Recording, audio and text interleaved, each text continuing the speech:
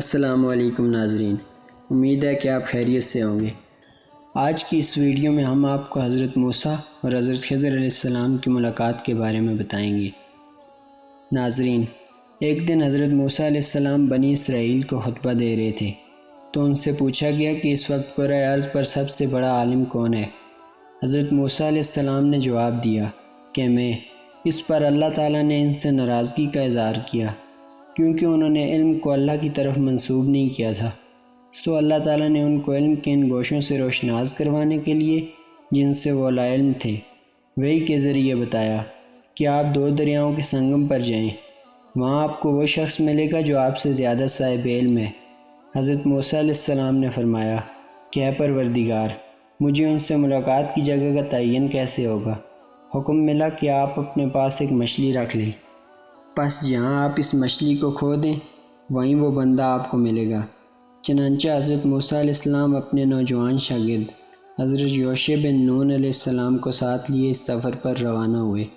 دونوں سفر کرتے رہے حتیٰ کہ حضرت موسیٰ علیہ السلام ایک چٹان کے پاس پہنچ کر کچھ دیر کے لیے سو گئے۔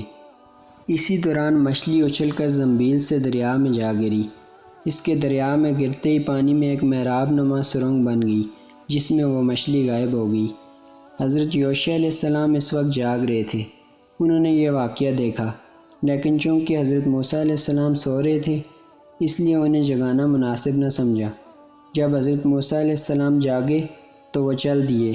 حضرت یوشع علیہ السلام ان سے اس واقعہ کا ذکر کرنا بھول گئے۔ پھر وہ دونوں اس دن اور رات کو چلتے رہے۔ دوسرے دن حضرت موسیٰ علیہ السلام نے حضرت یوشع علیہ السلام سے فرمایا کہ ہم اس سفر سے بہت تھک چکے ہیں، اب تم کھانا لاؤ۔ تو حضرت یوشع علیہ السلام نے حضرت موسیٰ علیہ السلام سے کہا کہ میں مچھلی کے متعلق آپ کو بتانا بھول گیا تھا، مجھے آپ سے اس کا ذکر کرنے سے شیطان نے غافل رکھا۔ اس مچھلی نے تو انوکھے طریقے سے دریا میں اپنا راستہ بنا لیا تھا۔ حضرت موسیٰ علیہ السلام یہ بات سن کر بہت خوش ہوئے کیونکہ انہیں وحی میں حضرت خضر علیہ السلام سے ملاقات کی یہی جگہ بتائی گئی تھی، یہ وہی منزل تھی جس کی تلاش میں وہ نکلے تھے۔ چنانچہ دونوں اپنے پاؤں کے نشان ڈھونڈتے اسی راستے پر واپس ہوئے۔ اپنے نقوش پر چلتے چلتے آخر وہ اس چٹان تک پہنچ گئے۔ وہاں پہنچ کر انہوں نے کپڑے میں لپٹا ایک شخص پایا، یہی شخص حضرت خضر علیہ السلام تھے۔ حضرت موسیٰ علیہ السلام نے انہیں سلام کیا۔ حضرت خضر علیہ السلام نے کہا کہ تمہارے ملک میں سلام کہاں سے آ گیا؟ حضرت موسیٰ علیہ السلام نے فرمایا میں موسیٰ ہوں۔ حضرت خضر علیہ السلام نے پوچھا بنی اسرائیل کے موسیٰ؟ جواب دیا ہاں۔ مزید فرمایا کہ آپ مجھے وہ علم سکھا دیں جو اللہ نے آپ کو سکھایا ہے۔ حضرت خضر علیہ السلام نے فرمایا آپ میرے ساتھ ہرگز صبر نہ کر پائیں گے۔ حضرت موسیٰ علیہ السلام نے فرمایا کہ انشاءاللہ آپ مجھے صبر و شکیب والا پائیں گے۔ حضرت خضر علیہ السلام نے حضرت موسیٰ علیہ السلام سے فرمایا کہ آپ کسی چیز کے متعلق مجھ سے اس وقت تک سوال نہیں کریں گے جب تک میں خود اس کی نسبت آپ سے تذکرہ نہ کروں۔ پھر وہ دونوں دریا کے کنارے چلنے لگے۔ کچھ دیر میں ایک کشتی ان کے پاس سے گزری۔ انہوں نے کشتی والوں سے کہا کہ انہیں بھی اپنے ساتھ سوار کر لیں۔ کشتی والوں نے حضرت خضر علیہ السلام کو پہچان لیا اور بغیر کسی کرایہ کے انہیں اپنے ساتھ سوار کر لیا۔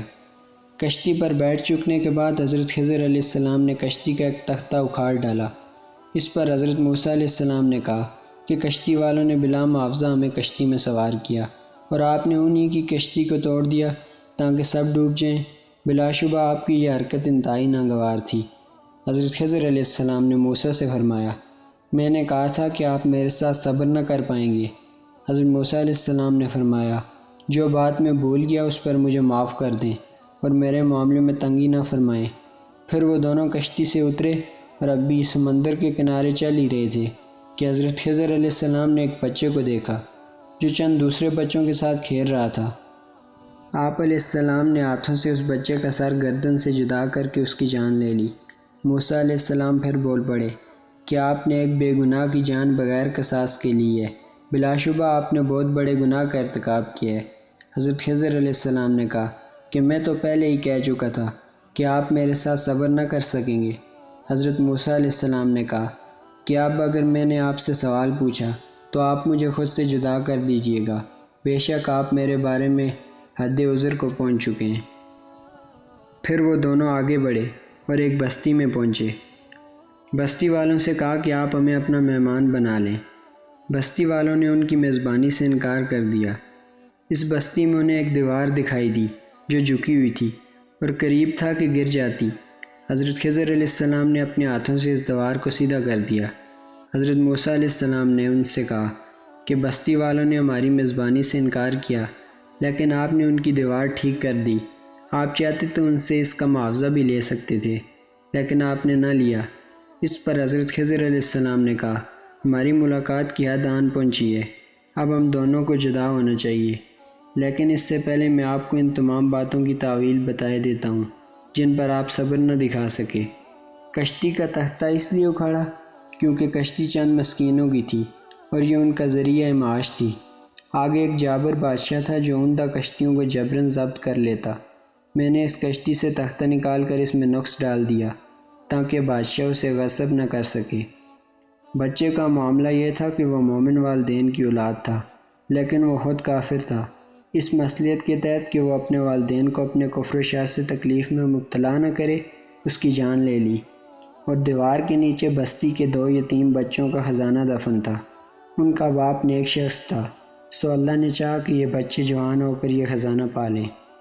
حضرت خضر علیہ السلام نے فرمایا کہ یہی تھی ان تمام باتوں کی حقیقت جن پر آپ صبر نہ کر پائے، اور ان تمام کاموں کے کرنے میں میری کوئی مرضی و منشا نہ تھی، یہ تو فقط اللہ کی چاہت تھی۔ ناظرین، حضرت خضر کے پہلے دونوں کام شریعت اسلامی کی روح سے جائز نہ تھے۔ کسی بھی شخص کو ہرگز یہ حق حاصل نہیں کہ وہ کسی کی املاک کو نقصان پہنچائے، چاہے وہ مالک کے فائدے کے لیے کیوں نہ ہو۔ دوسرا یہ کہ کسی کو ناحق قتل کرنا گناہ کبیرہ ہے، لیکن حضرت خضر نے ان نابالغ بچے کی جان لی، حالانکہ نابالغ کا قتل حالت جنگ میں بھی جائز نہیں۔ یہ دونوں باتیں شریعتاً ناجائز تھیں، اس لیے حضرت موسیٰ چپ نہ رہ سکے۔ اب سوال یہ ہے کہ یہ کام شریعت کے منافی تھے، تو حضرت خضر علیہ السلام نے یہ کام کیوں کر کیے؟ اس سے پہلے یہ جاننا ضروری ہے کہ عالم تکوین کیا ہے۔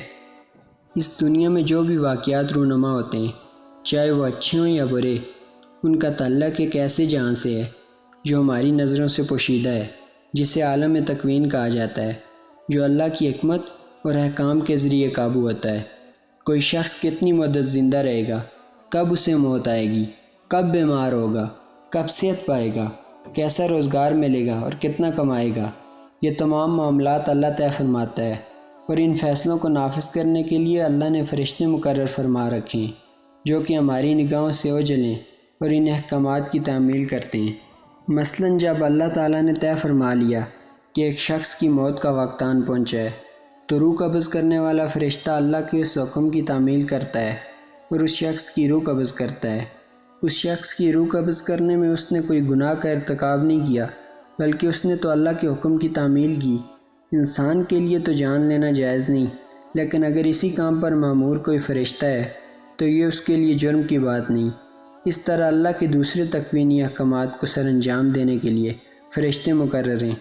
اسی طرح حضرت خضر علیہ السلام بھی اللہ کی طرف سے اس کشتی میں نقص ڈالنے اور بچے کو قتل کرنے پر تکوینی طور پر مأمور تھے، سو اس لیے وہ گناہ کے مرتکب نہ ہوئے۔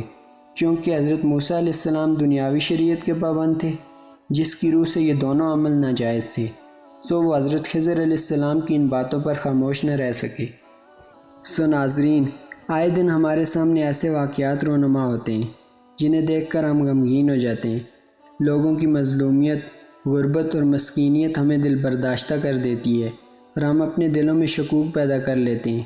سو اللہ تعالیٰ نے حضرت خضر علیہ السلام کے ذریعے عالم تکوین کی ایک جھلک دکھا کر تمام مسلمانوں کے لیے ایسی شبہات کا خاتمہ کر دیا ہے، یعنی جس کام کو ہم برا سمجھ رہے ہیں، اس میں اللہ تعالیٰ کی مصلحت پوشیدہ ہو اور حقیقت میں وہی کام کار خیر ہو، یقیناً ہماری نظروں سے مخفی ہوگا۔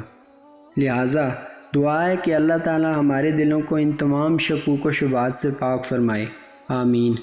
دوستو، اگر آپ کو ہماری ویڈیو پسند آئی ہے تو اسے لائک کریں اور اپنا بہت سا خیال رکھیں۔ جلد ہی ملتے ہیں ایک نئی معلوماتی ویڈیو کے ساتھ، تب تک کے لیے اللہ نگہبان۔